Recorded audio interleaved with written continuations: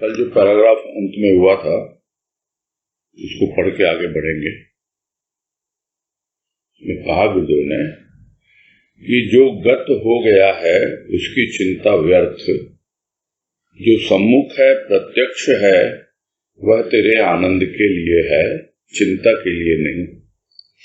सुख क्षणिक, आनंद शाश्वत। शाश्वत से योग कर, क्षणिक तो क्षणिक ही है, वह तेरा चिर संगी नहीं। कभी तंगी कभी मन रंगी सुख, रंग है कच्चा सुख का और आनंद है सच्चा। सच्चे को छोड़ कच्चे के पीछे क्यों दौड़ रहा है? कच्चे में दाग, सच्चे में अनुराग। अनुराग ही तो तुझे वह राग बताएगा कि उसे गाते गाते तू सुख दुख को भूल जाएगा और हृदय की शूल स्वतः रास्ता बना लेगी बाहर निकलने के लिए।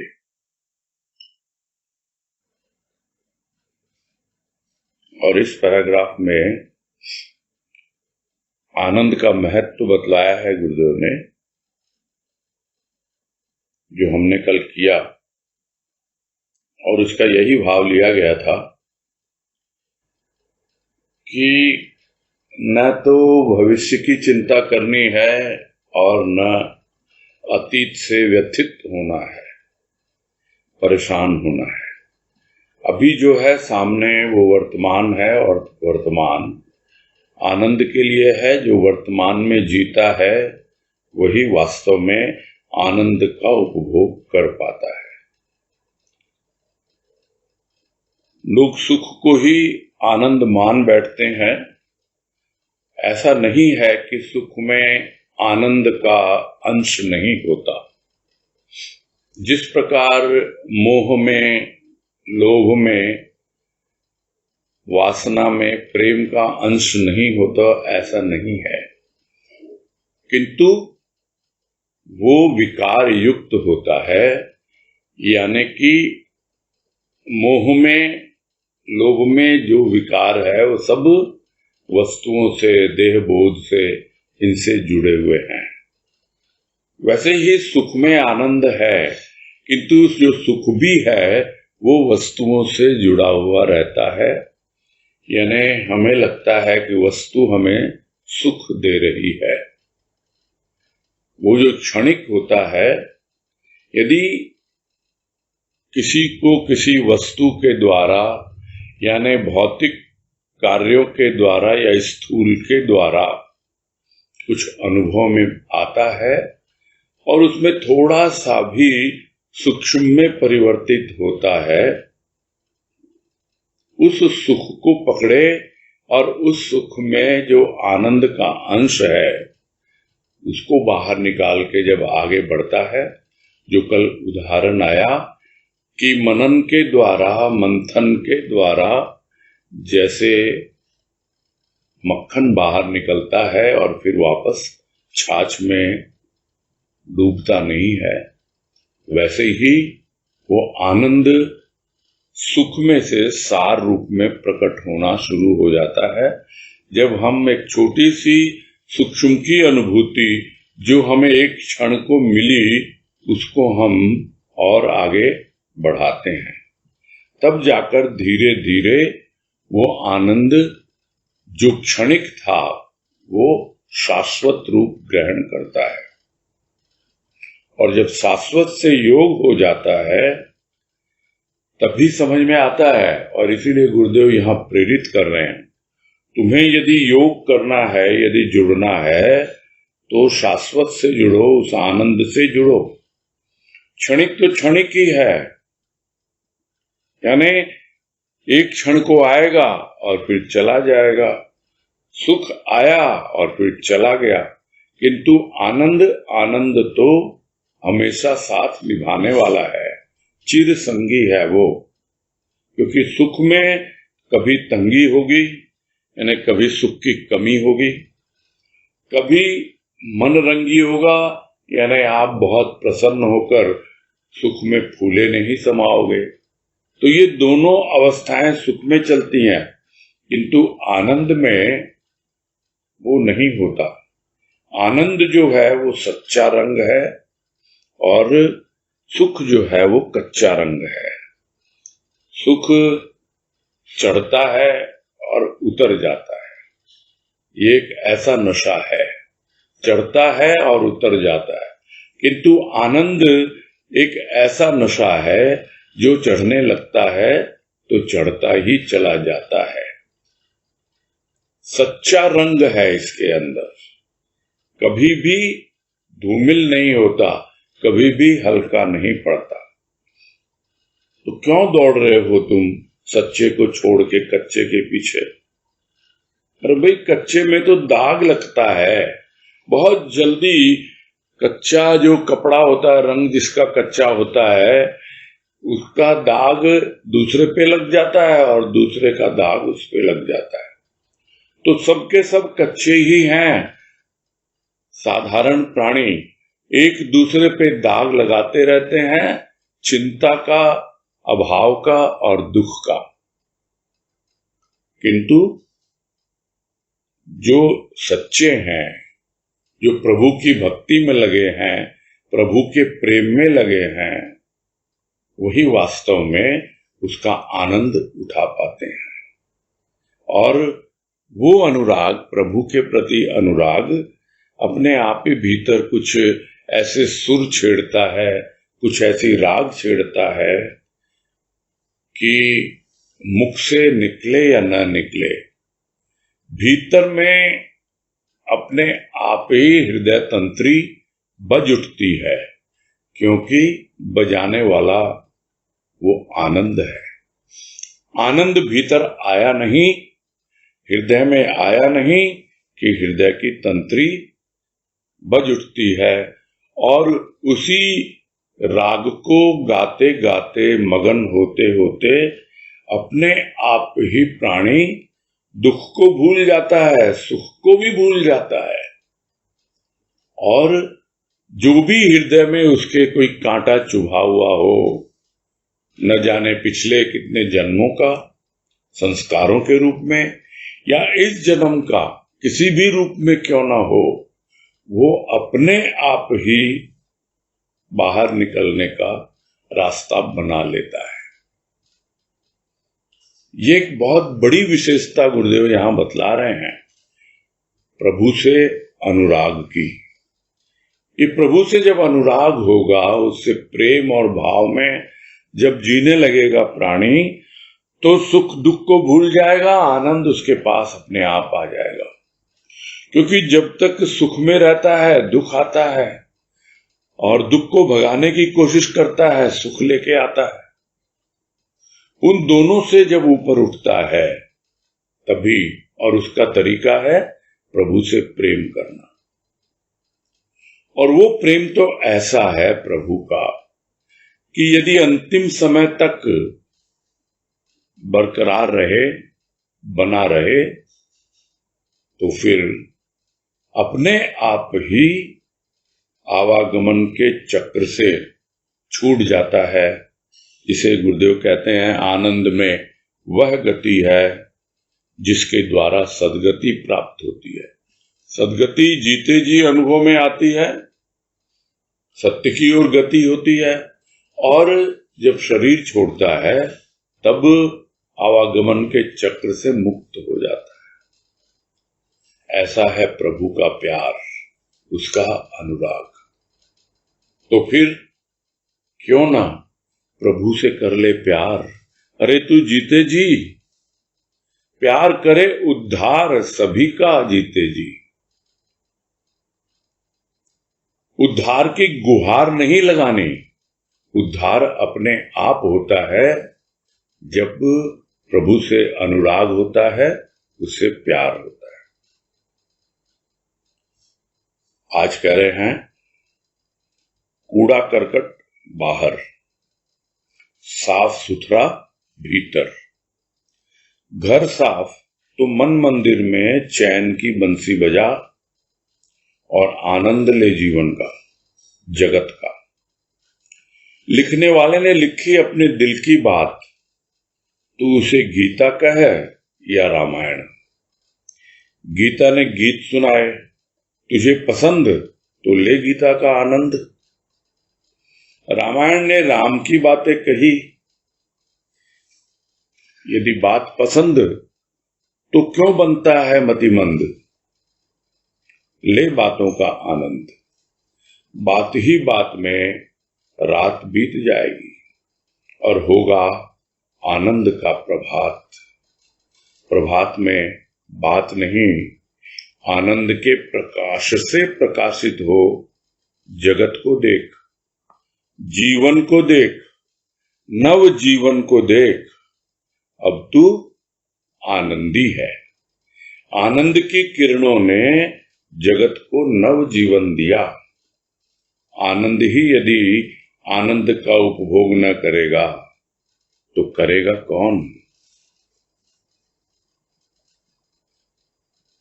और इस पैराग्राफ में यही समझाने का प्रयास है गुरुदेव का कि जितना भी स्थूल का खेल है वो बाहर बाहर चलता है, और बाहर उस स्थूल के खेल में ज्यादातर कूड़ा करकटी है, उसको बाहर ही छोड़ो।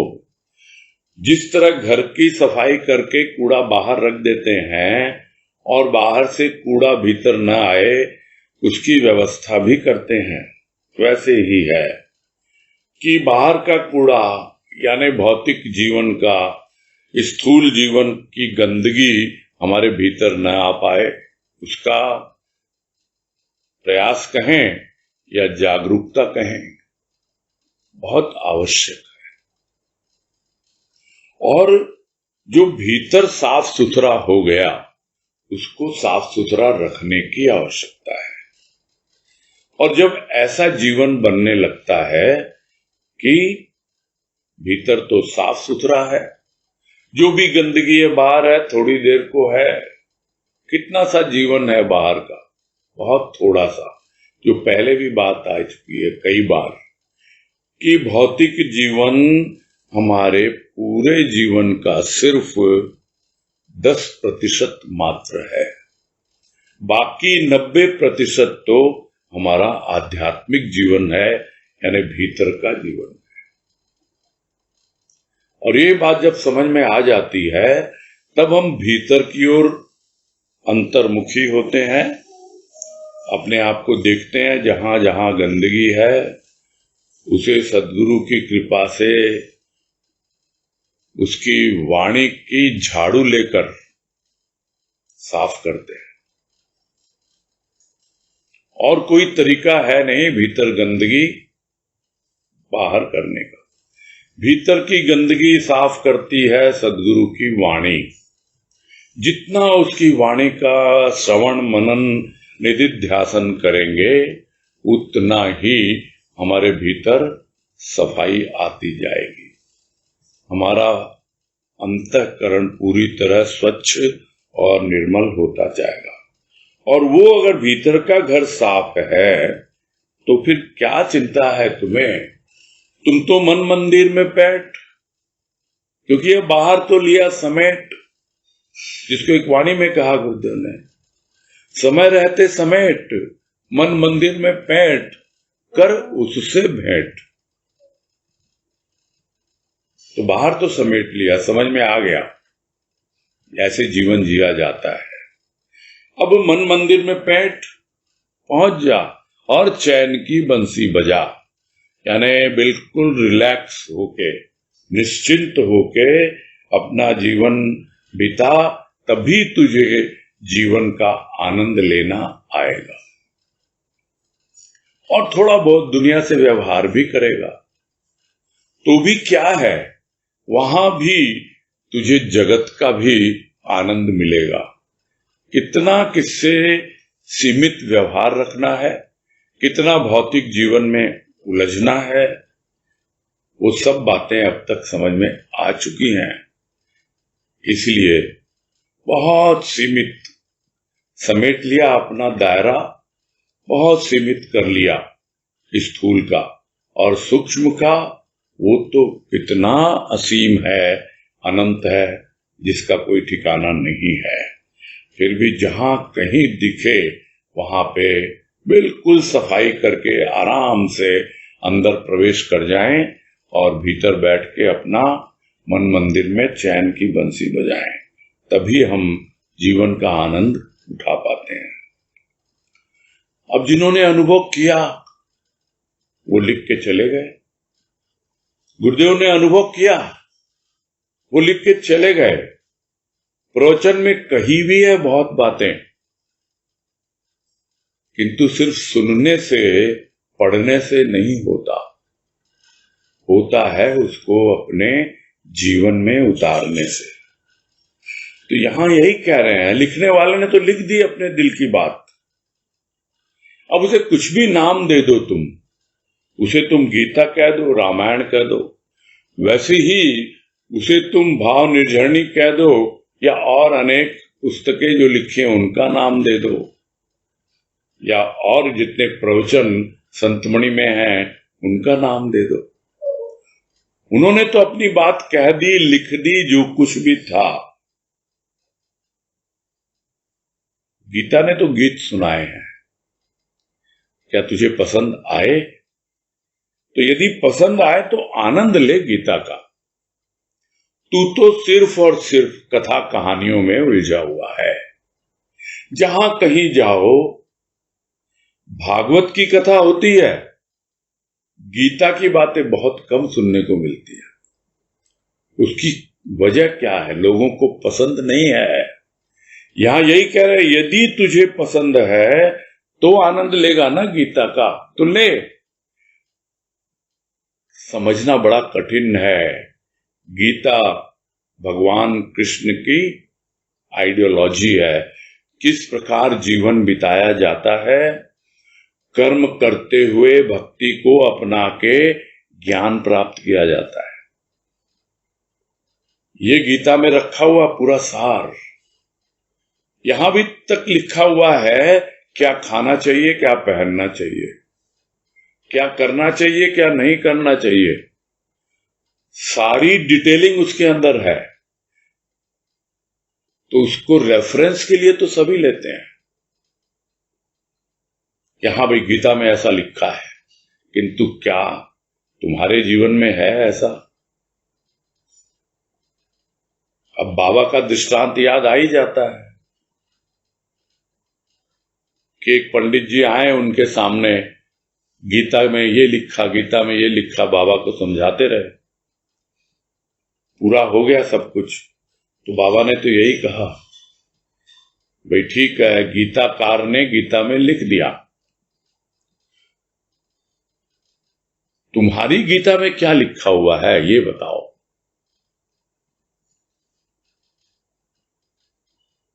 तो जो आनंद लेगा ना गीता का, जो गीता का सार समझेगा, वही वास्तव में एक अपनी गीता लिखेगा। अपनी गीता लिखेगा यानी कि वो गीत गाएगा, गुनगुनाएगा और आनंद उठाएगा जो कुछ उसने गीता का सार ग्रहण किया है। तो गीता ने गीत सुनाए, यदि तुझे पसंद है तो ले आनंद गीता का। उसी प्रकार रामायण ने राम की बातें की है, तो यदि पसंद है तो फिर राम से सीख। क्या राम का जीवन है, कितना अनुशासन है उसके जीवन में, कितनी मर्यादा है, और किस प्रकार से अपने पूर्वजों के प्रति कमिटमेंट है। तो क्यों मतिमंद बन रहा है, यानी कि बुद्धिहीन बन रहा है, क्यों बुद्धू बन रहा है? अपनी बुद्धि का इस्तेमाल कर, उसका भी सार ग्रहण कर।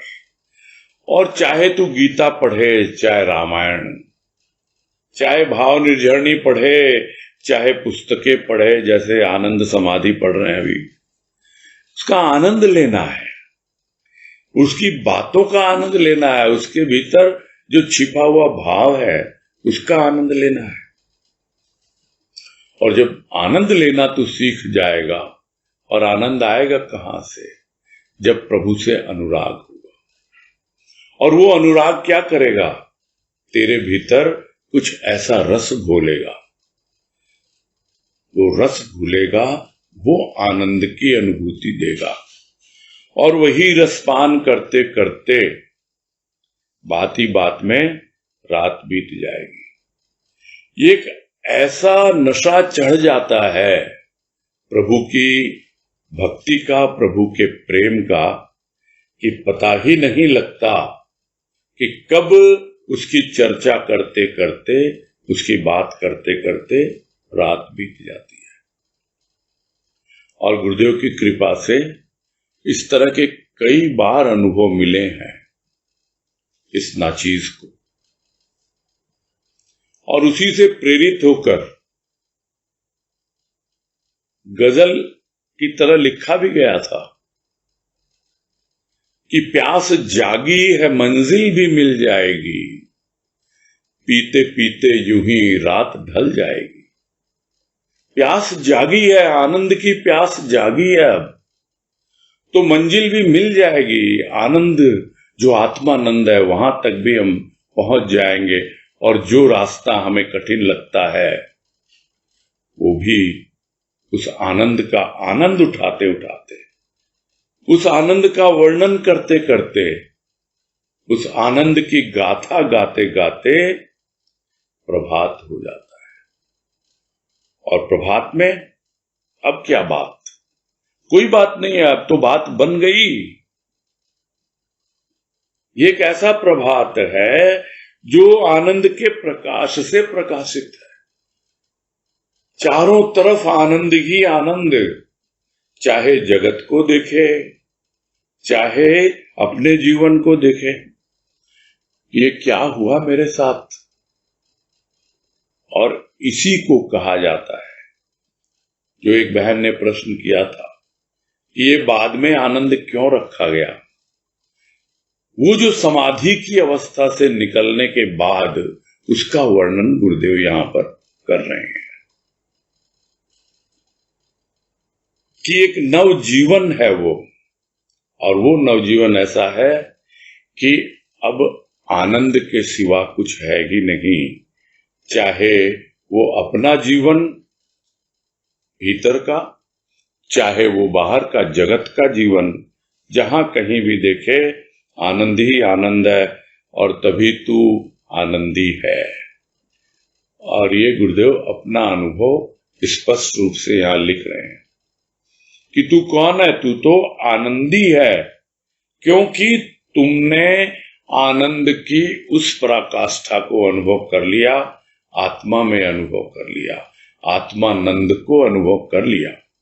यानी अब तुम्हारे आनंद की पूर्णता हो गई, और आनंद अब तुम्हारे भीतर ठूस ठूस कर भर दिया गया है। जैसे कोई चीज किसी से पूर्ण हो जाती है, यानी पूरी तरह उसी से भरपूर है वो, और उसको ही एक नाम दिया जाता है घन। एक घन का मतलब होता है बादल, और एक घन का मतलब होता है जिसके अंदर पूरी तरह घनीभूत हो, ठूस ठूस के भरा हुआ हो। तो आनंद घन जो गुरुदेव का नाम हम देते हैं, साधारणतया यही समझा जाता है कि वो आनंद की वर्षा करने वाले बादल हैं। तो हम ये भूल जाते हैं कि आनंद उनके अंदर पूरी तरह से ठूस ठूस के भरा हुआ है। आनंद के सिवा वहां कोई खाली जगह बची ही नहीं, बस आनंद ही आनंद है। इसीलिए कह रहे हैं अपने लिए, खुद के लिए, कि अब तू आनंदी है। और यह जो आनंद की किरणें हैं वो जब तेरे भीतर से निकलेंगी, यानी गुरुदेव जब उस आनंद का वर्णन करेंगे, तो ये जो जगत है, बाकी के लोग हैं, उनको भी एक नए जीवन की, नवजीवन की प्रतीति होगी, उन्हें भी एक नए जीवन का अनुभव मिलेगा। और यदि आनंदी व्यक्ति ही आनंद का उपभोग नहीं कर सका, यदि आनंद ही आनंद को नहीं बुला सका, और आनंद ही आनंद का आदान प्रदान नहीं कर सका, तो फिर कौन करेगा। जो प्रेमी है वही तो प्रेम का आदान प्रदान करता है। वास्तव में प्रेमी नहीं करता प्रेम का आदान प्रदान, वो भीतर बैठा हुआ प्रेम वही अपने आप वितरित होता है। प्यार दे प्यार ले, लेन देन का कोई हिसाब नहीं होता है, किंतु अपने आप वितरित होता है प्रेम बाहर।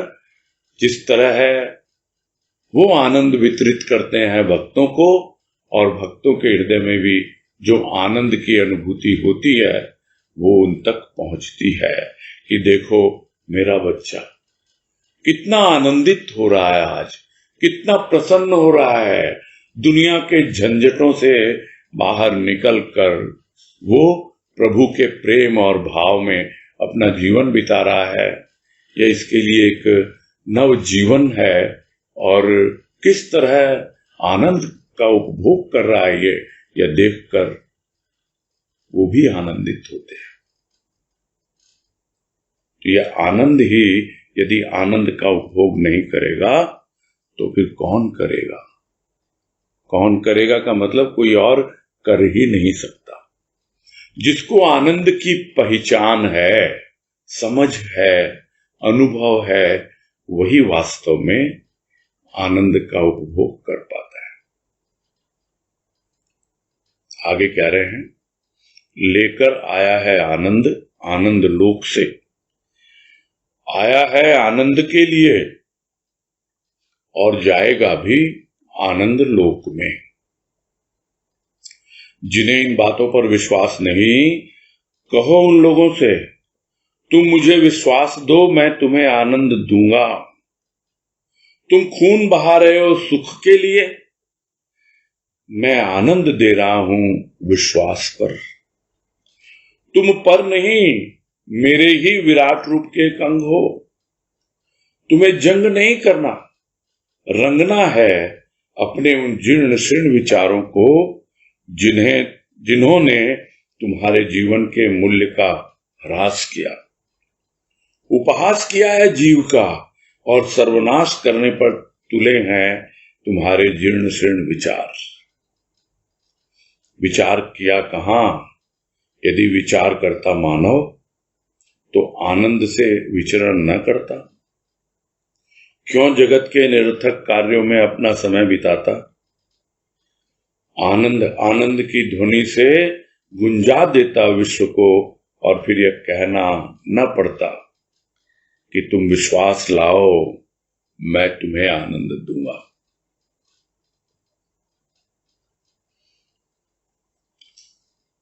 और वही बातें हैं उनके मुख से भी बहुत बार सुना हुआ है और लिखकर भी चले गए हैं कि मैं तो आनंद लोक से आया हूं, आनंद लेकर आया हूं, और इस धरा पर आनंद का वितरण करने और आनंद का उपभोग करने के लिए आया हूं। और जब मैं जाऊंगा तो पुनः उसी आनंद लोक में लौट जाऊंगा। और यही बात यहां लिख रहे हैं, अपने आप से ही कह रहे हैं, तू लेकर आया आनंद, आनंद लोक से आया है और आनंद के लिए आया है, और जब यहां से तू जाएगा तो भी आनंद लोक में ही जाएगा। और यह अपने लिए कह रहे हैं और हमें भी यही संदेश दे रहे हैं कि तुम अपने आप को तुच्छ क्यों समझ रहे हो? क्यों इन जीर्ण शीर्ण विचारों में खेल रहे हो? इन्होंने ही तो तुम्हारा सर्वनाश किया है। उतार फेंको इन जीर्ण शीर्ण विचारों को, पकड़ो, अनुभव करो प्रभु के प्रेम और भाव की वो अनुभूति जो तुमने आज तक नहीं की है। तब पता लगेगा कि आनंद लोक से आया है, आनंद मनाने के लिए आया है, और पुनः आनंद लोक में ही लौटना है। और जिन्हें इन बातों पर विश्वास नहीं, तो उन्हें विश्वास दिलाओ। जो गुरुदेव कह रहे हैं बार बार कि तुम मुझे विश्वास दो, मैं तुम्हें आनंद दूंगा। और इतना कहने पर भी यदि किसी को विश्वास न हो तो इसका मतलब क्या है? अभी भी उन्हें विश्व की आस है, अभी भी दुनिया वालों की आस है, उसकी आस नहीं, उस पर विश्वास नहीं जो क्या कहें उसको, अगर एक ऐसा शब्द इस्तेमाल किया जाए तो थोड़ा अटपटा लग सकता है कि जो डंके की चोट पर कह रहा है, जो सीना ठोक के कह रहा है कि तुम मुझे विश्वास दो, मैं तुम्हें आनंद दूंगा, और फिर भी विश्वास नहीं है। क्यों नहीं है विश्वास? क्योंकि तुम खून बहा रहे हो सुख के लिए। खून बहा रहे हो मतलब दिन रात एक करे हो, खून पसीने जिसको कहते हैं। तुम्हारा सारा खून तो पसीने में परिवर्तित हो रहा है, सूख रहा है भीतर से सब कुछ, शरीर सूख रहा है और तुम्हारा अंतःकरण कितना सिकुड़ गया है, कितनी संकुचित हो गई है तुम्हारी विचारधारा। क्यों? क्योंकि तुम सुख के पीछे पागल हो और मैं दे रहा हूं आनंद। चाहिए? बिल्कुल, अगर चाहिए तो और कुछ नहीं, सिर्फ उसकी कीमत है विश्वास। विश्वास दो और आनंद लो, और कुछ नहीं। क्योंकि वो कह रहे हैं गुरुदेव यार, तुम कोई दूसरे नहीं हो, तुम कोई पर नहीं हो, मेरा ही जो विराट रूप है। यानी गुरुदेव अपना विराट रूप अनुभव करते हैं और यही कह रहे हैं, मेरे विराट रूप का ये तुम एक अंग हो, तुम कुछ अलग नहीं हो। मुझे अनुभव में आ गया कि मैं भगवान, उस भगवत्ता को मैं उपलब्ध हो गया और तुम उसी की संतान हो, उसी का एक अंग हो। तो फिर समझते क्यों नहीं इस बात को? क्यों नहीं विश्वास करते उसकी वाणी पर? क्यों नहीं चलते उसके मार्ग पर? कितनी बार गुरुदेव समझा रहे हैं कि तुम मेरे ही अपने एक अंग हो, तुम्हें जंग नहीं करना, तुम्हें लड़ना नहीं है दुनिया से, अपने ही विचारों से, अपने भीतर के छोटे मोटे विकारों से, इन सब से किसी से लड़ाई नहीं करनी है। तुम्हारा जीवन प्रेम पूर्ण हो, एकदम तटस्थ रहकर जीवन का आनंद उठाओ। न तो कोई तुम्हारा शत्रु है और न कोई तुम्हारा मित्र है। तुम्हें जंग नहीं करना, तुम्हें तो उन जीर्ण शीर्ण विचारों को रंगना है जो जर्जर हो गए, जीर्ण शीर्ण हो गए, बदरंग हो गए और पता नहीं क्या क्या रंग चढ़ गए।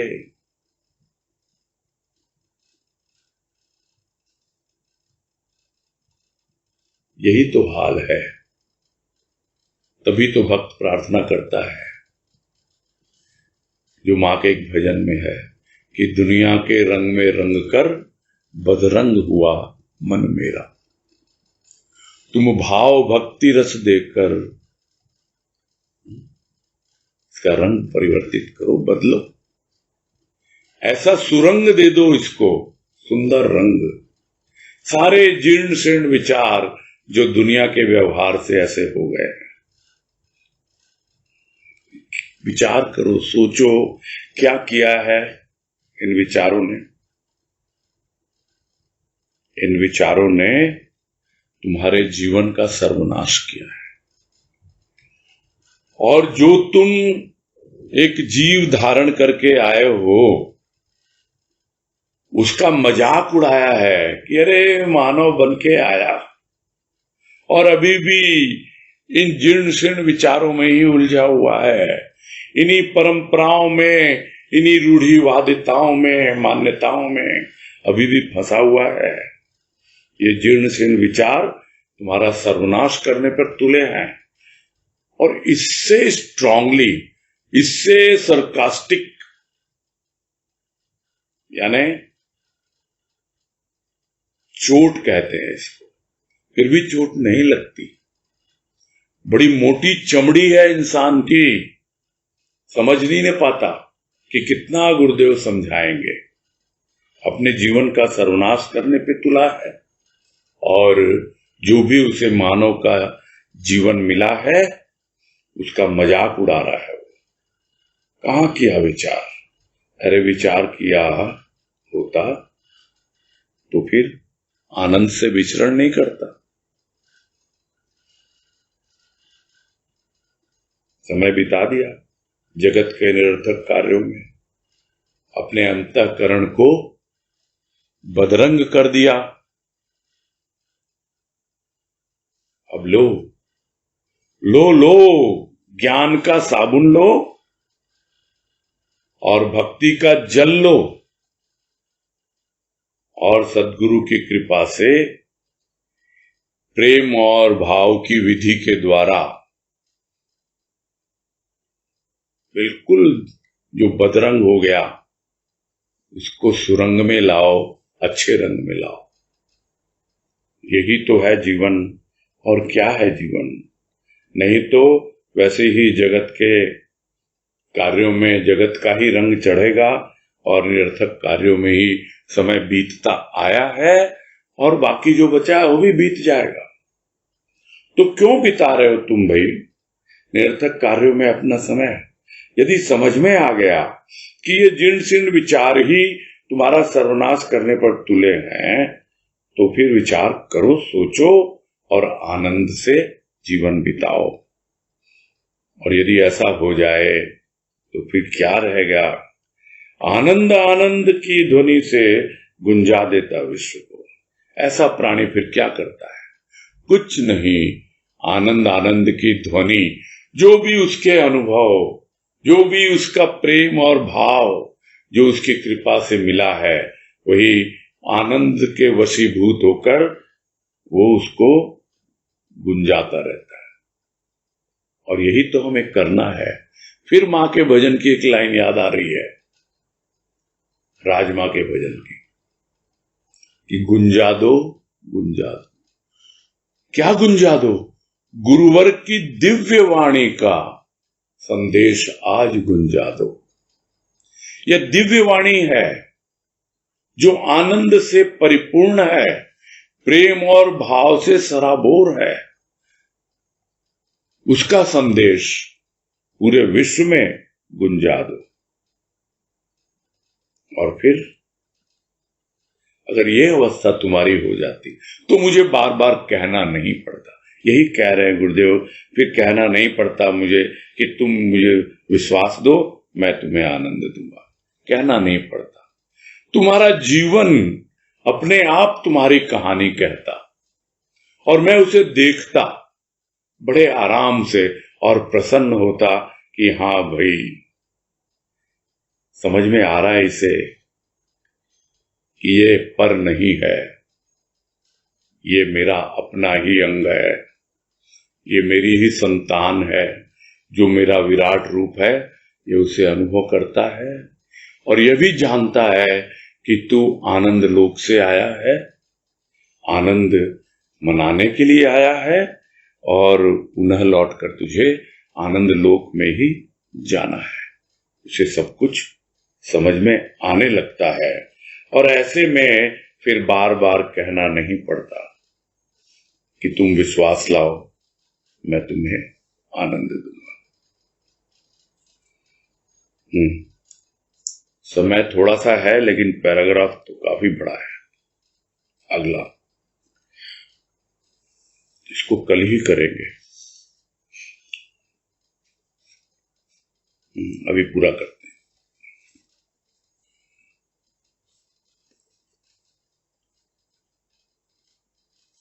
हैं। चलो अच्छा, आप लोग को थोड़ा जिज्ञासा रखने के लिए समय ज्यादा मिल जा रहा है। कम से कम 5-7 मिनट तो एक्स्ट्रा मिल रहा है।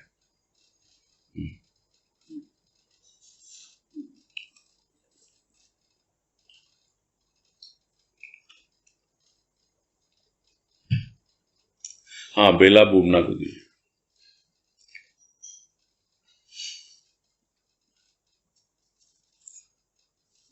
प्रणाम भैया। हाँ, नमस्कार, बोलिए। भैया, हमको आज जो बात आई थी ना कि 10% भौतिक और 90 आध्यात्मिक है हमारे जीवन में, हाँ, वो बात थोड़ी समझनी थी भैया। ये उदाहरण कई बार आ चुका है, हो सकता है आपने नहीं सुना हो।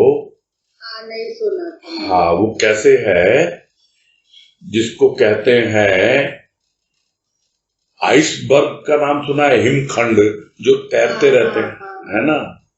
हाँ भैया। हाँ। तो ये जो दिखलाई देता है आइसबर्ग,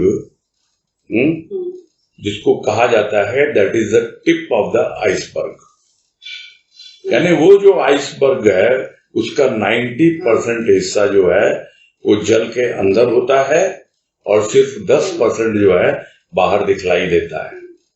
वैसे ही जो भौतिक जीवन है, जो दिखलाई दे रहा है, वो सिर्फ 10% है और जो भीतर छिपा हुआ है वो 90% है। यही है जीवन की विशेषता, मानव जीवन की। यही है उदाहरण उसका। और जब आप इसको जीने लगते हो ना, तब मालूम पड़ता है भीतर तो कोई एंड ही नहीं है। यहाँ तो सीमित कर सकते हैं दुनिया का व्यवहार, बिल्कुल किससे कैसे क्या करना है नहीं करना है बिल्कुल सीमित कर सकते हैं, लेकिन भीतर में तो इतना असीम फैलाव है आपका। इसलिए कहा गया कि वो बाकी पूरा जीवन यदि हमारा 100% जिसको कहा जाता है, तो उसमें 90% जीवन भीतर का है और हम उसको समझ नहीं पाते हैं। हम बाहर के जीवन को 90% कर देते हैं और कभी कभी थोड़ा मूड में आए, थोड़ा मौका लगा तो 10% भीतर के लिए कर लेते हैं। यानी हम बिल्कुल रिवर्स गियर में गाड़ी चला रहे हैं,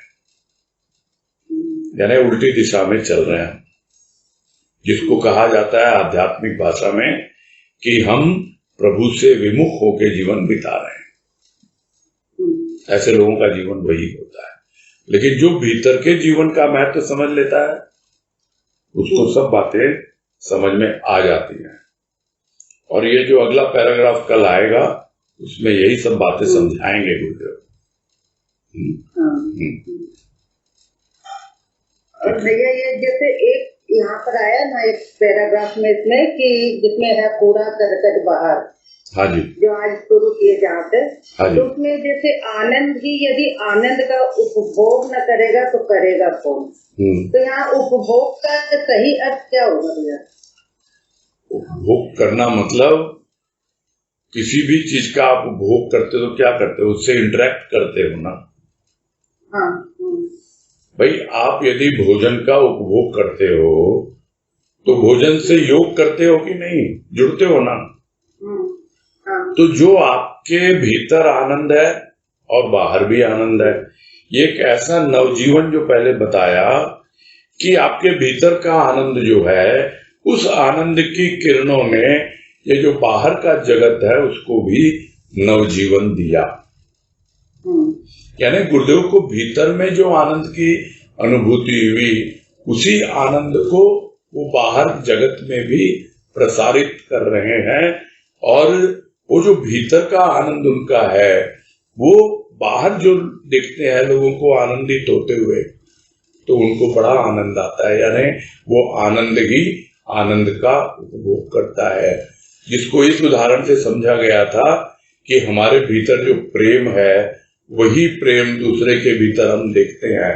और जब प्रेम का आदान प्रदान होता है, यानी दोनों के प्रेम जुड़ते हैं, वही तो उपभोग है। हम एक दूसरे के प्रेम का उपभोग करते हैं।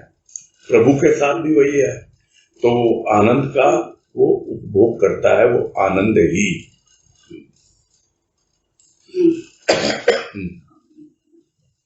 मुझे तो यही समझ में आ रहा है कि आनंद से ही आनंद का वर्ताव होता है।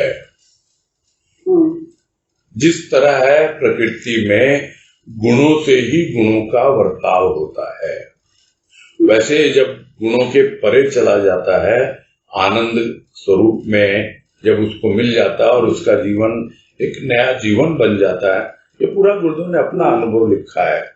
तो भाई वो कह रहे हैं कि अगर मैं ही आनंद का उपभोग नहीं करूंगा, और मैं कोई व्यक्ति नहीं हूं अब, है ना, मैंने तो अपना वो विराट रूप समझ लिया है, तो वो जो मेरे भीतर आनंद का सागर लहलहा रहा है, वो जो आनंद मैं अपने भीतर अनुभव कर रहा हूं, वही आनंद तो दूसरों को आनंद दे रहा है। ये है आनंद का उपभोग। तो उसका उदाहरण भी लिया गया था इसमें, है ना, कि भाई जब बच्चों को आनंदित होते हुए देखते हैं गुरुदेव, तो कितने आनंदित होते हैं वो। जब बच्चों में प्रेम और भाव देखते हैं लहलहा रहा है, वो प्रेम और भाव में सराबोर है, तो वो भी कितने मगन होते हैं। ये तो कई प्रवचन में भी उन्होंने बोला है। देखिए बाबा की कितनी बड़ी कृपा है, बच्चों के मुख में बोली दे दी, खुद मौन रह गया। ये सब बातें बहुत बार गुरुदेव ने कही हैं। कितने खुश हो रहे हैं वो।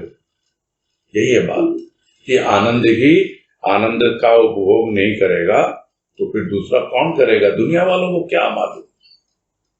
जिसको आनंद की अनुभूति हुई है, जो प्रभु से प्रेम करता है, वही तो प्रभु के प्रेमियों में जो उनका प्रेम है उसको समझ पाता है।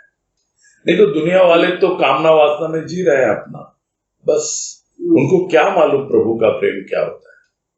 वही बात है यहाँ पर कि आनंद वाला ही आनंद जानता है और वो आनंद का उपभोग कर पाता है। क्लियर हो गई बातें? हाँ भैया, और उनको ना बहुत अच्छा लगा था, जैसे आपने बताया था ना कि तेरी गठरी में लागा चोर मुसाफिर जा। हाँ। तो ये बहुत बार सुने, लेकिन इसका जो भाव आया था वो बहुत अच्छा लगा कि चोर तेरा चित्त चुरा कर चला गया, भाग उसके पीछे। नहीं, वो गुरुदेव ने यही कहा ना, वो अनुचित शब्द को लेके गुरुदेव ने कहा था ना, हाँ, कि चित्त उसका यानी पीछा करे तेरे प्रिय का, तो ऐसे तो करेगा नहीं। जब मालूम पड़े कि तेरे जो गठरी इतने संस्कारों की ढोरा है, तू जन्म जन्मांतर से वो गठरी को चुरा के ले गया है, भाग उसके पीछे जा, ढूंढ उसको, कहाँ चला गया वो। कृपा है उसकी, हर शब्द। हाँ बोलिए। नहीं, मैं कह रहा हूँ उसकी कृपा है कि इस तरह का भाव उस वक्त प्रकट हुआ। मतलब उनके शब्द इतने, वो अनुचित शब्द को उन्होंने इतने अच्छे से बता दिया। हाँ, वो तो शब्दों के तो जादूगर हैं। शब्दों के तो जादूगर हैं। चलो, अच्छी बात। हाँ भैया, ठीक है, समझ में आ गया। हाँ ठीक है। हरिओम। हरिओम भैया। हरिओम। हाँ, सरोज बावरी।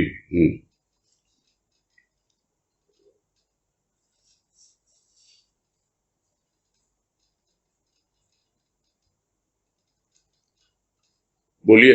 हेलो। हाँ बोलिए। प्रणाम भैया। हाँ नमस्कार भैया। जैसे जो प्रेम हमारे अंतर का जो प्रेम रहता है, तो वो बाहर स्थूल में आता है, तो स्थूल में आकर वो बदरंग भी हो सकता है, या अंतर में ही रहता है तो वो प्रेम मतलब शुद्ध रहता है। यहाँ पे यदि स्थूल में डालोगे, जिसको तुलसीदास जी ने कहा कि वो जो पानी की एक बूंद थी, वो बादल से जब चली तो पूरी तरह शुद्ध थी, किंतु जैसे ही वो मिट्टी पे गिरी तो वो मटमैली हो गई, गंदी हो गई, कीचड़ बन गई। वैसी ही है ये जो भौतिक है, मिट्टी है, ये इसमें इसको नहीं लगाना। अभी जो बात हुई ना कि प्रभु के प्रेमी ही प्रभु के प्रेम को समझ पाते हैं। जिनको प्रभु से प्रेम है या उस प्रेम की चाह रखते हैं, वही वास्तव में इन सब बातों को समझ पाते हैं, और उनसे ही प्रभु के प्रेम का आदान प्रदान होना चाहिए। वही प्रेम का आप उपभोग करोगे और भीतर रहे, अच्छी बात है। आप तो अपना मगन, आपका जीवन तो सफल हो गया ना। अब बाहर किसी से आदान प्रदान हो, अच्छी बात है, और नहीं भी हो तो क्या हुआ, आप तो मजे में हो ना, आप तो आनंद में हो। ठीक है।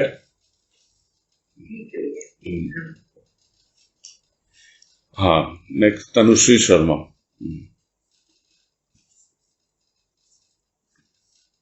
प्रणाम भैया। हाँ नमस्कार, बोलिए। वो एक्चुअली कल वाला ही प्रश्न था, वो कल डिस्टरबेंस की वजह से सुन नहीं पाया प्रश्न। हाँ बोलो। वो कल जो बात आई थी कि मतलब समर्पण करें अपना, तब हमको मतलब तुम मुझे खून दो मैं तुम्हें आजादी दूंगा। मतलब कि ये था भाव लिया था कि हम अपना जीवन ही पूरा उसको अर्पित कर दें, जी हाँ। तो हमको आजादी मिलेगी, जीवन मुक्त होंगे। हाँ जी।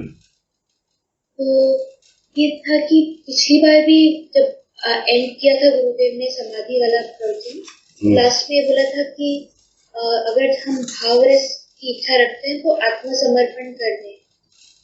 तो आपने कल जब बताया था तो थोड़ा ये बताया था कि आत्मसमर्पण अलग है, वो जब आत्मा का उसको ज्ञान हो जाता है तो आत्मा परमात्मा को समर्पित हो जाती है, तो ये वाला जीवन समर्पण अलग है। हाँ, तो क्या क्लियर क्या नहीं हुआ? ये पूछना था कि यहाँ जिस कॉन्टेक्स्ट में बोला है कि तुम मुझे खून दो मैं तुम्हें आजादी दूंगा, यहाँ आपको ये देखो, ये देशभक्त है, हाँ ना, ये किसी देशभक्त ने कहा और हमको पता है कि ये नेताजी सुभाष चंद्र बोस ने कहा है ना।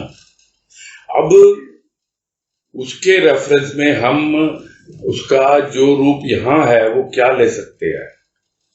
वो यही है कि अगर आप भौतिकता के हिसाब से देखें तो खून दो का मतलब क्या है? जो खून तुम्हारे शरीर में प्रवाहित हो रहा है, यानी पूरे शरीर में है, तुम अपना पूरा जीवन तुम्हारा उसी पर आधारित है, तुम अपना जीवन समर्पित कर दो उसको, तो अपना जीवन समर्पित कर दो तो अपने आप ही आजादी मिल जाएगी।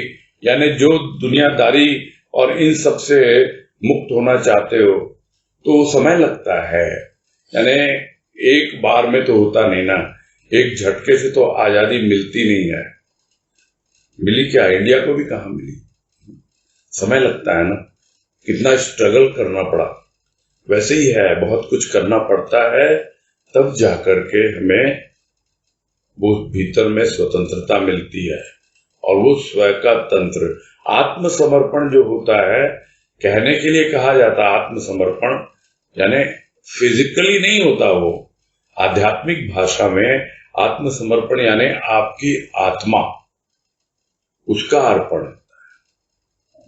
वो अर्पण किसको होता है? वो होता है परमात्मा। जो यहां बताया कि कौन है तुम्हारी माता? आत्मा। कौन है तुम्हारा पिता? परमात्मा। तो बस आत्मा को समर्पित कर दो परमात्मा के, इतना सही तो है। लेकिन आत्मा का परिचय नहीं है ना अभी, तो जब तक आत्मा का परिचय नहीं मिल जाता तब तक लिटरली जिसको बोलते हैं आत्मसमर्पण नहीं होता है। इसलिए शुरुआत कहां से करेंगे? फिजिकल समर्पण, फिर मेंटल समर्पण, यानी कि भौतिक रूप से जीवन समर्पित किया, फिर जैसे जैसे हमारा मन बुद्धि चित्त अहंकार सब हम उसके चरणों में डालते जाएंगे और यही कहेंगे, हाँ भाई अब बोलो, हम तो तुम्हारी रजा में ही राजी हैं, क्या आज्ञा है, किस तरह जीवन बिताना है, और अपने आप वो प्रेरणा देता है और अपने आप हमारा जीवन आगे बढ़ाता है। तो दोनों चीजें हैं, एक और विश्वास है और दूसरी ओर समर्पण है। इन दोनों को लेके जब चलते हैं तो आनंद बहुत सहज हो जाता है, बड़ी आसानी से अनुभव में आने लगता है। ये समझना था कि जीवन समर्पित करने से मतलब ये तात्पर्य है कि अब हमारा जीवन हमारा नहीं है, तो विचार भी हम वही सोचेंगे जो वो हमें दे, या बुद्धि भी उसी तरह का निर्णय लेगी जो वो हमको प्रेरित। बिल्कुल, लेकिन वो पूरी तरह टोटल समर्पण में समय लगता है, समय लगता है। हाँ, यही है 100 बात की एक बात। ठीक है, हरिओम। हरिओम। हाँ, नेक्स्ट नीतू गुप्ता।